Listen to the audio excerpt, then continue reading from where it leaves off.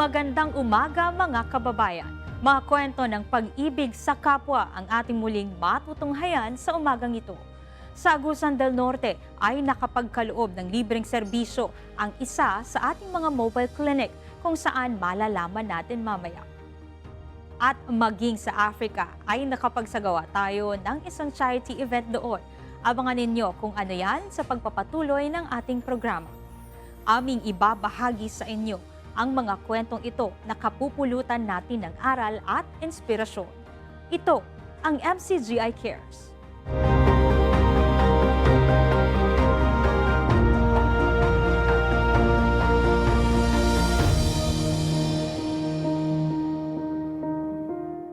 Nag-iikot ngayon sa Mindanao ang isa sa 6 na mobile clinic ng Members Church of God International para patuloy na maghatid ng libreng serbisyo medikal sa ating mga kapwa-tao. At sa pagkakataong ito ay narating ng Clinic on Wheels ang lugar ng Vinapor sa Agusan del Norte. Anong mga serbisyo ba ang natanggap ng ating mga kababayan roon?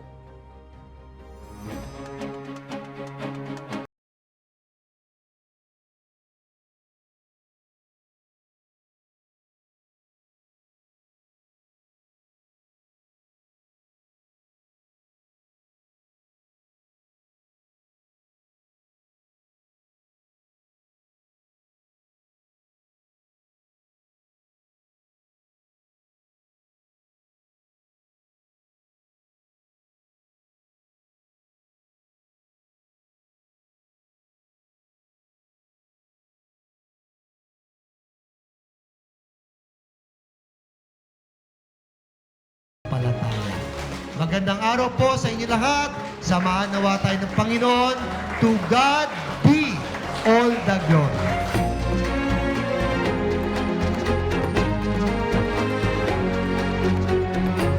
O ako kay balo nga libre.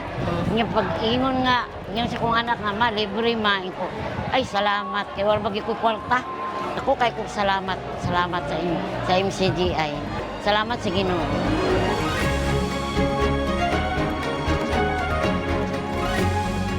Kaya sana po ay maramdaman ninyo na ito po ay paggawang sama-sama ng kapatiran sa pangunguna po ng Diyos. At isa lang po ang nais naming hilingin sa ating pong mga kapwa-tao, sa ating pong mga bisita, kung sakali man po na kayo ay makatanggap ng pabor sa pamamagitan po ng MCGI, huwag po kami ang inyong pasalamatan.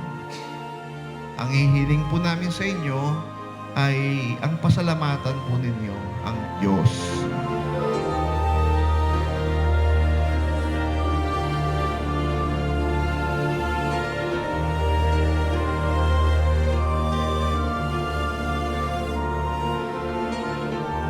Nararamdaman ko din po na kami din as servant is inaalagaan din po para ma-extend din po ang pag-aalaga doon sa mga kapatid. Ngayong araw po, yung mga servants po ang pangunahing beneficiary ng medical consultation, dental check-up and bunot, optical din po, at marami po pong mga services po. At salamat po sa Diyos at kabilang po kami sa mga nabiyayaan po ng ganito.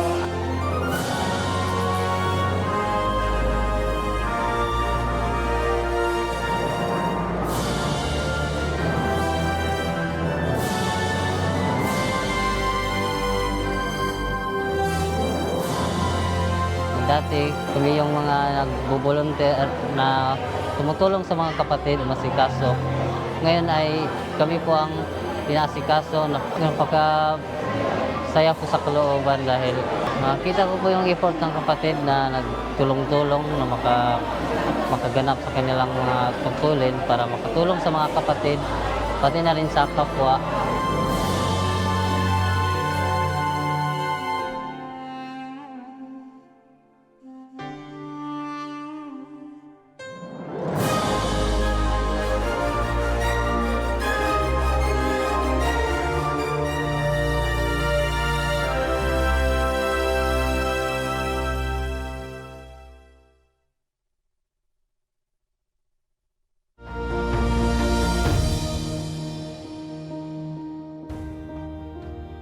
naman tayong mobile dental and optical clinic sa dako ng Africa. Subalit nakapagsasagawa pa rin tayo ng mga optical mission doon upang maabot ang ating mga kapwa na nangangailangan. At kamakailan ay isang libreng optical mission muli ang ating naisakatuparan sa dako ng Galilea sa bansang Ghana. Panoorin natin ito. Ang mga mata ay isa sa pinakamahalagang bahagi ng katawan ng tao. Sa pamamagitan nito, nagkakaroon tayo ng kakayahang makakita, makilala ang ating kapaligiran, at maisagawa ng maayos ang mga gawain sa pang-araw-araw na buhay. Ang paningin ay may mahalagang papel sa komunikasyon, kaligtasan at kabuuang kalidad ng pamumuhay ng bawat individual. Subalit kung lumabo na o may problema ang ating mga mata, paano na? Isa ito sa mga suliraning kinakaharap ni Patrick, isang residente ng Galilea sa bansang Ghana sa Africa. Siya ay may 8 anak na madalas dumaranas ng pangangati ng mata, dulot ng alikabok na kanilang nalalanghap at nasasalubong sa araw-araw na paglalakbay sa kalsada. Some of the causes of eye problem is one, dust. When too much dust goes into their eyes, sometimes they can be scratching their eyes because the eyes becomes itchy. Sometimes I use eye drop. My mother-in-law brought some eye drop. We put it in the eyes and it cleanses the eyes from any dust or any unwanted material that can disturb the eye. Pero hindi lang ang kanyang mga anak ang may problema sa mata, dahil maging siya ay nakararanas na ng panlalabo ng paningin. Of late, I have observed that it's a bit difficult for me to see through darkness. But before, it was not like that. Upang mapatingnan sa mga manggagamot ang kanilang mga mata, nagtungo si Patrick at ang kanyang mga anak sa libreng optical mission na isinagawa sa kanilang lugar. He said he cannot read words, small letters. So he cannot do near work, knitting and needle, reading the Bible, like any book at all. He struggles unless he sends it behind like this, and which is normal with his age. So per examination, I diagnosed it as presbyopia. So the presbyopia, it comes about from 40 years and above. The lens that we were born with, as we age, when we get to 40 years, it changes its shape in some of us. So when that happens, when we are reading small words or we are doing near work, like needling a needle, it becomes a bit difficult. So unless we send it, so in that case, it's not an issue of medication. You need readers. You need glasses to help you read. The child, it's also allergic conjunctivitis. Most of the children I've seen, almost all the children I've seen today, it's like they are reacting to something. I don't know if they all stay in the same place, but they are all reacting to something. It's an allergy. So in that case, we just have to treat the allergy. Matapos magpatingin, may nakuhang libreng eyeglasses si Patrick. When something is closer to me, it becomes a bit difficult for me to see. And after wearing the eyeglasses, it has become better.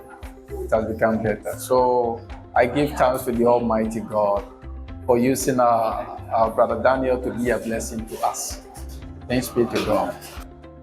Ang kanyang mga anak ay binigyan naman ng eye drops para maalis ang pangangati ng kanilang mga mata. Sinamantala naman ng mag-asawang Adika ang libreng optical mission para ipa-check up ang kanilang mga anak. We thank God for this opportunity. We are very, very grateful for a day like this, that we should come and then have our eyes and health screened. We are grateful for all that the Lord is doing through Members Church of God. And it is of a very great help for us because we know that when we go elsewhere, you are going to pay money to do all these things, and then before you are giving glasses to, you pay money. So this is a great opportunity for us, and we are very, very grateful. And we thank the Lord Almighty for all this goodness that the Lord is using the church to bless and then to render service to human beings. May ibinigay na payo ang mga eksperto sa mga magulang upang maiwasan ang iritasyon sa mata, lalo na sa mga bata. Sa pamamagitan ng tamang kaalaman at pag-iingat, maaaring maprotektahan ang kalusugan ng paningin ng mga kabataan. My advice to the parents is, see, you can't actually stop them from going out or playing in the sand. But what they can do best is advise those kids to wash their hands more often, soap under running water. Then if they are maybe 10 or 11 years above, they can be washing their face often. Those below 10 years, they'll find difficult to wash their face. They will even wet their dress, but from 11 upwards, they can wash their face more often within the day. Then avoid playing in the sun too much.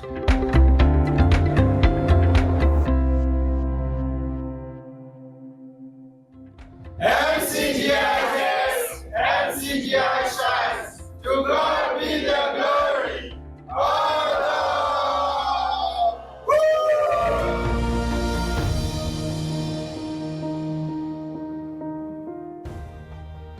Mula sa Africa ay dumako naman tayo sa Singapore dahil isang charity event naman ang isinagawa roon para sa mga OFW.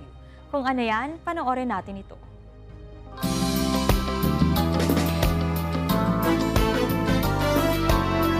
Yung MCGI po ay matulungin sa kapwa, kahit anong religion, walang pili, yung malapit sa Diyos. Sana po pagpatuloy pa yung pagtulong sa kapwa. Salamat sa Diyos.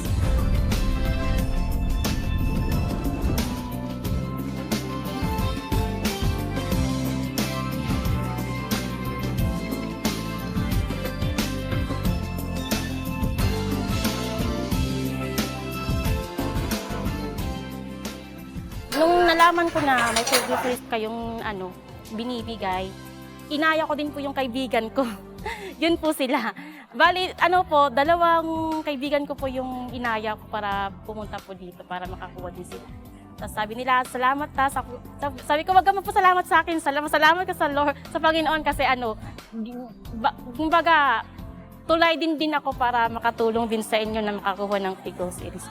Tapos hindi nyo kami tinuturing na kahit na ibang relihiyon kami, welcome pa din kami sa inyo. Salamat sa Diyos po at saka salamat po din po kay Kuya Daniel sa MCGI Cares po. Salamat po masyado. Malaking tulong po talaga sa aming mga OFW itong free groceries kasi nakakasave na po kami ng pera at saka enjoy din po kasi pag nakakakuha ka po ng free groceries ang gaan po sa dibdib. Parang wala, bless po. Kasi hindi ka makakakuha din sa Pinas ng ganun lang eh. Mahirap maghanap ng pera para makaano ka ng personal needs mo eh. Kaya malaking tulong po. Sa MCGI po, noong mga panahon na kailangan namin ng pasasandalan, parang wala po kaming noon, parang hindi po kami makatayo kung nasa santabi lang. Kasi wala kaming pagkain nung mga panahon, lalo na sa bahay, na hindi maganda yung na naming mga naging amo. Sa pre-store po, MCGI, nagkaroon po kami ng kahit papanong ayuda para sa aming pang-araw-araw na pamumuhay dito. Sobrang laki po ang naitulong sa akin sa MCGI po. Maraming salamat po sa inyong lahat. Kasi nung pandemic, nandito po ako noon, hindi po kami nakauwi ng 4 na taon. Ang MCGI po, talaga pong nagkaroon po sila ng online para makapag-grocery din po kami online. Hinatid pa nila po yun sa aming bahay, sa aming kondo. Bumababa lang po kami sa aming lobby kasi bawal kaming lumabas noon. Hatid po yun, pre-delivery po yung aming grocery. Salamat po sa MCGI, napatapos po aking anak at ako'y walang nangyaring sa aking kalusugan nung habang nandito nagtatrabaho. Ang mensahe ko po sa MCGI, maraming salamat po at isang tulay po para sa mga kababayan namin dito na walang masandalan. Kayo po ang naging daan para kami ay maging maayos ang aming pamumuhay dito. Kuya Daniel Rason, salamat po sa Diyos at nagkaroon po kayo ng isang ganitong community MCGI Pre-Store at Singapore at kami po ay nagkaroon ng pagkakataong makakuha ng free groceries mula sa tulong po ninyo. Maraming salamat sa Diyos po.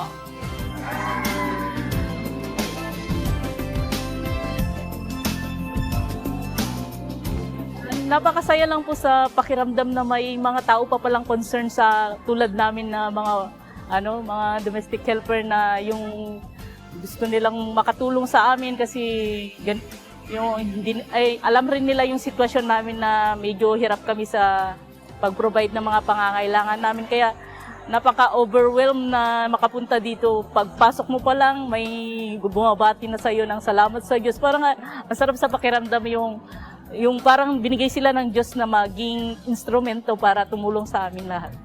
Pagbati pa lang parang yung napaka-maunawain nila, yung maganda yung pakikitungo nila sa kapwa nila. Basta yung hindi sila yung pababayaan ka na lang, aasikasuhin ka talaga sa lahat ng hanggang sa makakuha ka sa free grocery.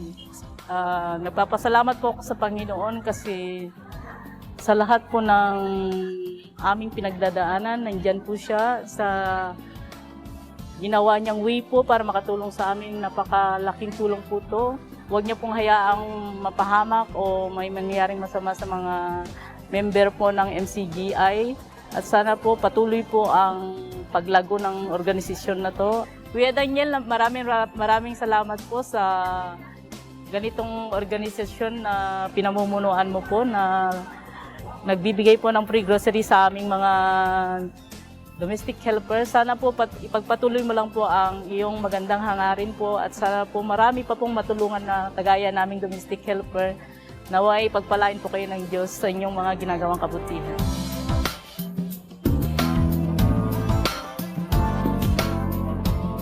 Yun pong ating pinagsisikapan na mapagtulong-tulungan. Hindi po namin kayang magawa lahat. Ang aming pag-asa yung paggawa po ng Diyos. Subalit sa aming maliit na magagawa naman ay maging mga kasangkapan naman po ng Panginoon na makarating ang kabutihan ng Diyos sa ating mga kapatid at sa ating mga kapwa-tao. Muli po, ibig naming maiparating sa inyo, anumang paraan kami po sa MCGI ay maaaring makatulong. Bukas po ang aming mga pintuan. As a matter of fact, ang atin pong ginagawang mga pag-abot sa ating mga kapwa-tao ay hindi po ito isang bagay na once in a blue moon. Ito po ay way of life na po ng MCGI o ng members ng Church of God International. Kasi yun pong pamumuhay, yun po ay isang bagay na hindi naman paminsan-minsan lang. Pagka po pamumuhay, yun ay bahagi na ng isang regular na ginagawa. Pagbabahagi na ng ating pamumuhay yun.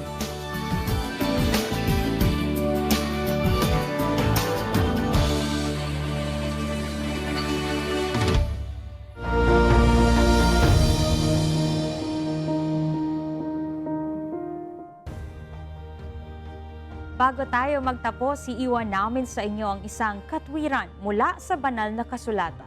Ano bang masamang ibinubunga ng pagkakait ng awa sa kapwa? At ano naman ang kabutihang ating dapat na maunawa kung tayo ay nakakakita ng taong marunong maawa sa iba? Pakinggan natin ang kasagutan ayon sa Biblia.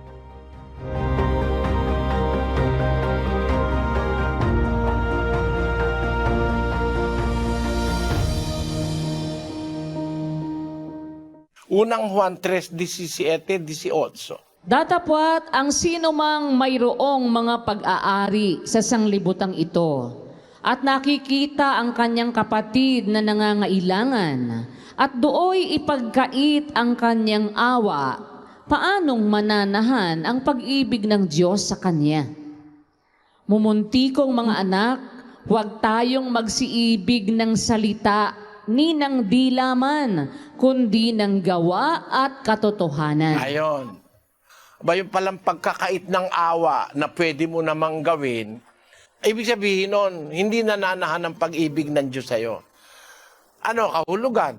Pag kami nakita kang kapatid na may kaya, natutong dumamay doon sa walang kaya, sa mahirap, natutong dumamay doon sa nangangailangan. Yung act na yon, na yung gawain na yon na yung merong kaya ay dumamay sa walang kaya, sa gipit, nakakita ka ng Diyos doon.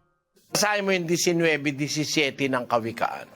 Ang naaawa sa dukha ay nagpapautang sa Panginoon at ang kanyang mabuting gawa ay babayaran sa kanya uli. Yan. Parang manifestation ng Diyos yan eh. Yung magkaroon ka ng awa sa dukha. Manifest, may Diyos ka sa buhay. Yung naaawa sa dukha. Kaya lahat ng act of love, lahat ng act of cooperation, lahat ng gawa ng pagtulong, pagdamay, pagmamahal, mga pagkakataon niya na pag kami gumagawa niyan, sa Kanya mismo nakikita mo ang Diyos.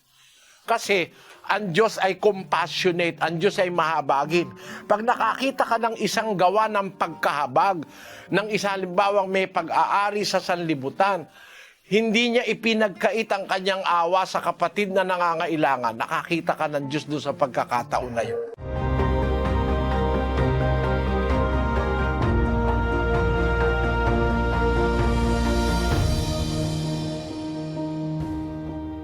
Kung nais ninyong mapanood ang iba pang mga video kaugnay sa mga pagtalakay sa iba't ibang isyu ng buhay at pananampalataya, bisitahin lamang po ninyo ang MCGI channel sa YouTube para tayo ay matuto ng mga katwiran mula sa banal na kasulatan na magsisilbing gabay sa ating mga pamumuhay.